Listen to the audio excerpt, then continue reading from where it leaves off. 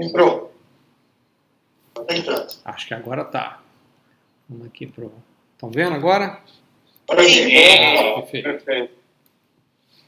Muito bem, Edivaldo. Mais uma vez, muito obrigado aí pelo convite. Na verdade, é sempre um grande prazer falar sobre essa cooperação, né? Então, mais uma vez, boa tarde a todos, Vossa Excelência, o deputado Vitor Lippe, Edivaldo Santos, e em nome deles eu gostaria de saudar então todos os participantes dessa mesa e dizer novamente que é um grande prazer poder falar dessa cooperação, né, da Universidade Federal do Ceará com a Ericsson. Uma cooperação muito longeva, né? Eu estou destacando aqui que a gente tem lá já 20 anos, né? Mais de 20 anos de cooperação ininterrupta, o que me permite dizer, sem medo de estar errado, que essa se não a maior, uma das maiores, mais longevas, né, cooperações universidade-empresa em andamento no Brasil. E, portanto, colocar para vocês aqui um resumo, né, do que é que a gente fez e o que estamos fazendo também atualmente. Pediria ao Edivaldo uma licença para falar um pouquinho da UFC institucionalmente, antes da gente entrar nos detalhes da cooperação, falar um pouquinho, atualizar um pouquinho os senhores sobre a Universidade Federal do Ceará, né? Uma universidade tradicional, mas que tem buscado nos últimos anos se reinventar como uma universidade reconhecida pela força das suas pesquisas, né? E a sua inovação. A administração atual da universidade entende que é através da pesquisa e da inovação que as grandes universidades se diferenciam, né? Sem menosprezar, obviamente, as outras atividades de ensino e extensão. A UFC é uma universidade de grande porte, podemos dizer assim, com mais de 40 mil estudantes, 2 mil professores, mais de 230 cursos entre graduações, mestrado e doutorado, espalhada pelo estado do Ceará, é responsável por 2 hospitais, tem mais de 50 colaborações internacionais nas mais diversas áreas do conhecimento e países do mundo. É uma universidade já bem consolidada, mas que hoje busca esse reconhecimento na área de pesquisa e isso, felizmente, tem sido alcançado. A UFC tem constado aí nos últimos 5 a 10 anos, mas particularmente nos últimos 5 anos de forma mais consistente, como a Universidade do Norte e Nordeste com maior crescimento, né, no impacto das suas pesquisas, da produção científica e também nas patentes. Então esse contexto, né, é o atual, o contexto atual que a gente tem aqui na UFC, a qual vocês todos estão convidados a visitar na primeira oportunidade. Particularmente na cooperação com a Ericsson, essa cooperação ocorre no laboratório GTEL, é um laboratório de telecomunicações, é o maior e mais equipado, principal laboratório de telecomunicações da Universidade Federal do Ceará, que na verdade foi uma criação conjunta com a Ericsson há 20 anos, um pouco mais de 20 anos, então essa história é muito longa, né, como eu já tinha colocado antes, e o próprio nascimento, né, desse laboratório foi motivada pela primeira parceria que nós estabelecemos com a Ericsson há 20 anos. Né? É um grupo hoje que tem 18 PhDs, é um think tank, a gente poderia dizer assim, em termos de telecomunicações, é um número bastante substancial de PhDs em termos de universidade, num setor específico. Né? E o nosso laboratório ele compõe um programa de pós-graduação chamado Engenharia de Teleinformática, que está consolidado, hoje ele tem nota 6 da CAPES, o que significa padrão internacional. Né? Mas vale ressaltar que toda essa pujança da UFC hoje, né, e também do nosso grupo, não existia há 20 anos. Né? Então a Ericsson foi uma parceira de primeira hora, ela chegou no momento que a UFC ainda era uma universidade de impacto mais regional, mas que com a visão de longo prazo, né, que a Ericsson tem, a cultura de pesquisa que a gente testemunhou desde o primeiro momento, perceberam a possibilidade ali de apostar em um grupo emergente e, felizmente, há uma consequência institucional muito positiva. Então, a gente pode, sim, associar aí uma relação de causa e efeito, né, desse crescimento da área de telecomunicações na UFC, desse laboratório, da pós-graduação nessa área de teleinformática, com toda essa parceria, né, continuada, que sem dúvida aporta recursos não só materiais, mas também humanos, que é o mais importante. Vocês também, então, portanto, estão convidados a vir visitar o nosso laboratório, onde essa cooperação com a Ericsson é desenvolvida em Fortaleza. Gostaria de destacar ainda em nível institucional 2 fatos relevantes que têm inclusive relação com o Ministério da Ciência e Tecnologia. Em 2020, a UFC conquistou uma unidade da Embrapi na área de sistemas embarcados complexos. É um laboratório co-irmão ao nosso, que trabalha mais com hardware, com sistemas embarcados. O que envolve telecomunicações, nós participamos em parceria com eles. É um destaque que eu gostaria de falar nessa linha da inovação, digamos assim, de uma nova roupagem que a UFC busca nessa direção da pesquisa e da inovação. E o outro fator também relevante, que nós temos também uma participação diretamente ligado ao MCTI também, foi o Centro de Inteligência Artificial, que a UFC conquistou num certame muito competitivo, que foi em parceria com a FAPESP, mas o MCTI também, fazendo parte do consórcio de financiamento. E uma das vertentes desse centro é a pesquisa de saúde, mas como vocês mesmo colocaram aí nas discussões preliminares que eu estava escutando, estão muito bem informados sobre essa questão da internet das coisas, cuja base fundamental é a conectividade. Então, tudo que se pensa de fazer em aplicações, por exemplo, em saúde, em monitoramento de pacientes, atendimentos de telemedicina, telecirurgia, etc., tem uma base muito forte em conectividade, então esse centro tem certamente uma vinculação muito forte com a área de telecomunicações também, e o nosso grupo vai poder participar e colaborar também nessa direção, e isso tudo está dentro do mesmo contexto dessa grande parceria que nós temos com a Ericsson. Falando da cooperação propriamente dita, então alguns números globais, a nossa cooperação, portanto, já com mais de 20 anos, já concluiu mais de 30 projetos fechados recentemente.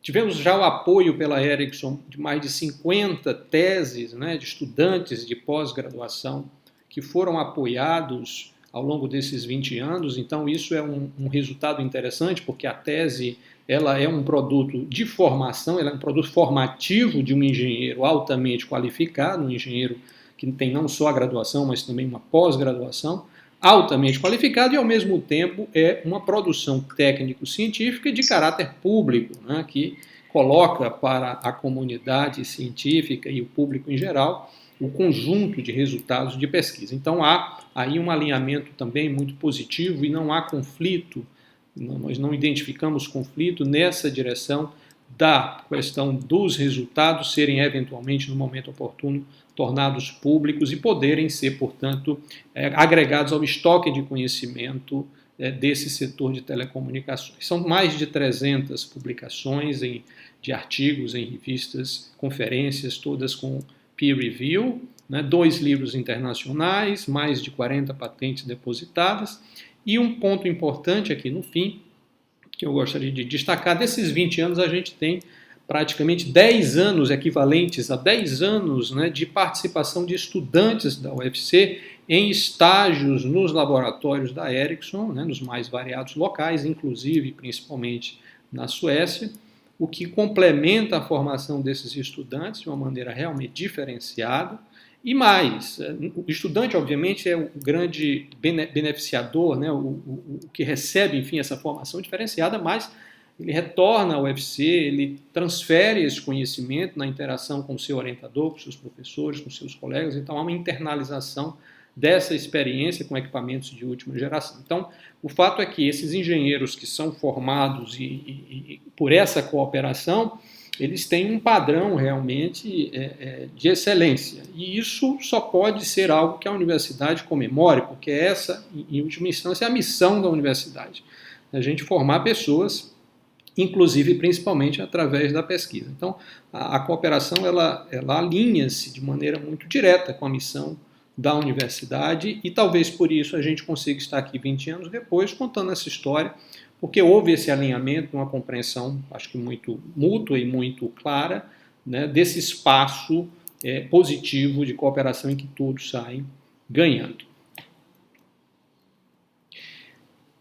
Não é à toa, no ano passado, a revista da FAPESP, a revista Pesquisa da FAPESP, ela tem uma revista de muito prestígio de divulgação científica, fez uma matéria sobre a tecnologia 5G desenvolvida no Brasil e identificou algumas organizações que participaram desse processo e a nossa parceria foi uma das parcerias destacadas aí nessa matéria que vocês podem encontrar na internet. Ao longo dos anos, evidentemente, a agenda de pesquisa foi evoluindo. A nossa agenda de pesquisa ela segue as gerações, né, da tecnologia móvel celular, desde o 3G, 4G e o 5G, com o detalhe de que as pesquisas da cooperação elas precedem o lançamento comercial da tecnologia. Então, elas ocorrem numa fase mais exploratória, em que as restrições de negócio ainda não estão totalmente definidas e, portanto, a universidade tem um espaço, juntamente com a empresa, para explorar opções tecnológicas, né, mais abertas, que vão passar pelo filtro natural do processo de padronização até a comercialização. Então, no 5G, por exemplo, nós tivemos pesquisando 5G nos últimos 5 anos aproximadamente, 4 anos e pouco, 2017, fins de 2016 em diante, né, até o ano passado. Nesse momento o 5G é uma realidade, vai chegar no Brasil em breve, se Deus quiser, e passa a uma outra fase, o 5G, uma fase de implementação, de implantação, comercialização. Né? E nesse momento, em 2021, então a gente começa a voltar os nossos olhos na cooperação para o futuro, né? Já olhando um pouco à frente, já que o 5G digamos assim, do ponto de vista de pesquisa, ele está agora numa fase mais de implantação e evolução. E é nessa direção, então, que nós estamos olhando para o futuro agora, né? Pode parecer muito cedo, mas é assim que a universidade funciona. A gente virou um pouco a chave aqui na UFC, né? E estamos olhando agora para um futuro de uma sexta geração, 2030, né? Ou seja, estamos começando a pensar de forma exploratória o que poderia ser esse futuro das telecomunicações. Ou seja, uma agenda de pesquisa, né, para os próximos anos, isso em parceria com a Ericsson e outros parceiros também. Então aqui estão destacados alguns temas que a gente pode até conversar com mais calma, né? O primeiro deles é o que eu chamo aqui de Extreme Capacity, né, que seria nós levarmos ao extremo as necessidades de capacidade das redes móveis sem fio. O 5G vai, sem dúvida, atender uma demanda represada e de crescimento nos próximos anos, mas vejam, a pandemia ela está trazendo uma transformação fundamental na forma como as pessoas trabalham, estudam, consomem serviços, né? Por mais que em breve, se Deus quiser, nós vamos retornar a uma vida mais normal, né, mais parecida com o pré-pandemia, a experiência, né, das pessoas nesse período, no consumo de serviços, na educação, no teletrabalho, na teleeducação, à distância é algo que, a meu ver, e muitos especialistas concordam, veio para ficar. Então, isso coloca as telecomunicações, né, num centro, já era em grande parte, mas agora num centro vital do funcionamento da sociedade. Então, para isso, nós precisamos garantir capacidade, porque muita gente ainda, né, não tem o acesso pleno. Então, há ainda uma camada importante de pessoas a acessarem esses serviços. Há a internet das coisas, que é uma camada adicional de demanda de capacidade. Então, a demanda por capacidade de telecomunicações não está resolvida hoje, não será resolvida a curto prazo. Nós precisamos seguir avançando, por isso essa palavra Extreme Capacity, porque a sociedade tende a ficar, digamos assim, ainda mais vinculada a esses serviços virtuais, né? É um termo até que eu tenho utilizado nos últimos tempos de desmaterialização da sociedade, né? Essa virtualização que nós passamos, que é algo sem precedentes. Por exemplo, essa ideia da telepresença multissensorial, que é essa figura grande que tem aí, né? Que é algo hoje que você pode ver excepcionalmente com um equipamento extremamente complexo. A tendência, a nosso ver, é que isso se torne algo comum nas residências até 2030. Mas isso requer uma largura de banda, requer uma baixa latência de nível extremo, né? Isso permitirá que a gente tenha reuniões como essa que estamos tendo agora, numa sensação tridimensional imersiva de como se estivéssemos, de fato, na presença física uns dos outros, né? É uma aplicação realmente extremamente interessante, mas que coloca realmente uma demanda elevadíssima de qualidade de serviço sobre as redes de telecomunicações. Transporte autônomo, algo que se fala há algum tempo, se fala muito de carro autônomo, mas eu destacaria o transporte de carga autônomo, para um país como o Brasil, que tem essa forte dependência da malha viária, rodoviária em particular, né? A questão do transporte autônomo, particularmente o transporte de carga autônomo, é algo que pode fazer uma diferença importante em termos de eficiência, em termos de segurança também, e é algo que é muito mais acessível, inclusive, do ponto de vista regulatório. Então, é outra aplicação importante que a gente tem em vista para a sexta geração.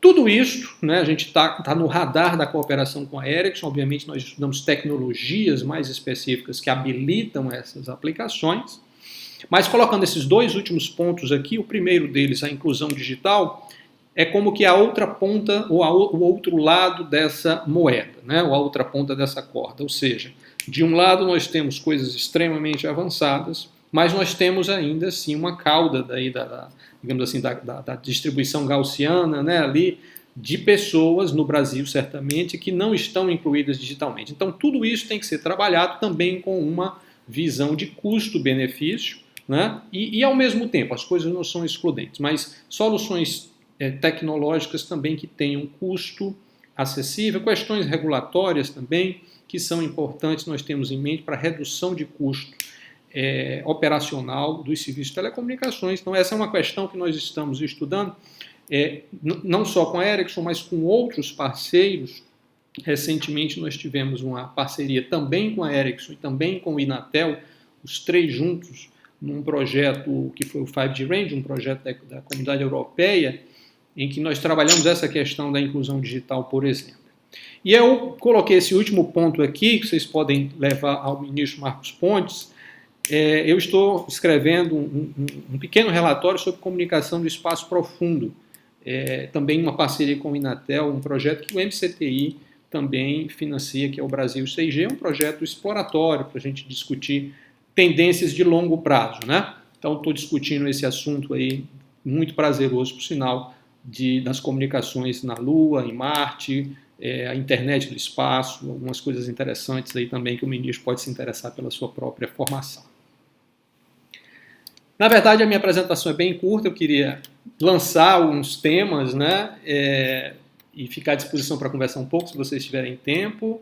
Queria agradecer a oportunidade, agradecer mais uma vez, eu nunca vou me cansar de fazer isso, agradecer a Ericsson por essa cooperação, pela confiança, por esses 20 anos de parceria, que são muito ricos, e nós ficamos aqui à disposição para conversar mais com os senhores, se os senhores dispuserem de tempo, e sempre que quiserem aqui na Universidade Federal do Ceará. Muito obrigado, Edivaldo, obrigado a todos. Obrigado, professor. Obrigado, professor. Obrigado, professor Rodrigo.